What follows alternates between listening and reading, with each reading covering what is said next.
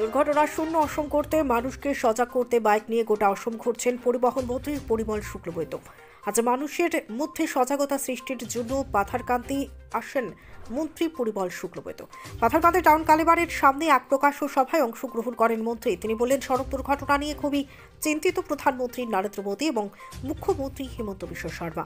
দুর্ঘটনা রোধ করতে মানুষের মধ্যে সচেতনতা আনতেই গত 15 জানুয়ারি থেকে শুরু হয় পথ সুরক্ষা মাস, শেষ হবে আগামী 14 ফেব্রুয়ারি। দুর্ঘটনা রোধ করতে জন আন্দোলন চলছে। মুখ্যমন্ত্রীর নির্দেশে আমরা রাজ্যের প্রতিটি সমষ্টিতে যাচ্ছি। তবে আমাদের একটা কথা মনে রাখতে হবে যে আমরা যেন সবসময় ট্রাফিক আইন মেনে চলি।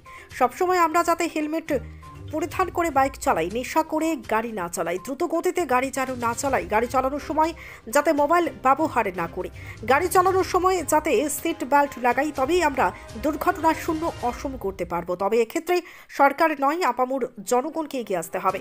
পাথারকান্দির বিধায়ক কৃষ্ণেন্দু পাল বললেন, মন্ত্রী পরিমল শুক্লবৈদ্য আমাদের গর্ব। তিনি দীর্ঘদিন থেকেই দুর্ঘটনা রোধে গোটা অসম ঘুরছেন সজাগতা আনতে।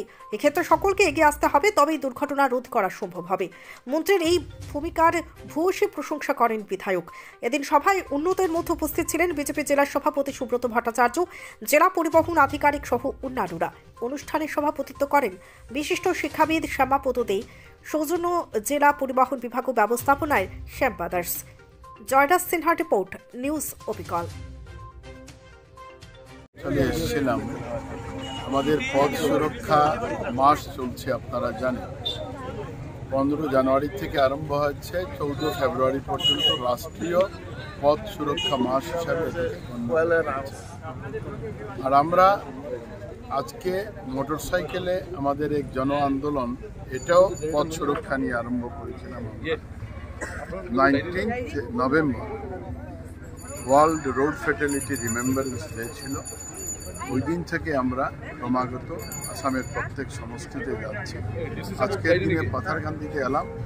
আমাদের শ্রদ্ধার পাথারকান্দির বিধায়ক কৃষ্ণেন্দু পাল মহোদয়, আমাদের ডেপুটি কমিশনার মৃদুল যাদব মহোদয়, আমাদের সঙ্গে জেলা পরিষদ তিনিও উপস্থিত আছেন এবং অন্যান্য আধিকারিকরা আছেন। আমাদের মাননীয় মুখ্যমন্ত্রীর পরামর্শ নিয়ে আমরা বেরিয়েছিলাম। আর আমাদের একটাই কথা, যে পথ আমাদের প্রত্যেকের প্রয়োজন। যোগাযোগ ব্যবস্থা ছাড়া আমরা আমাদের জীবন পরিক্রমা শেষ করতে পারি না।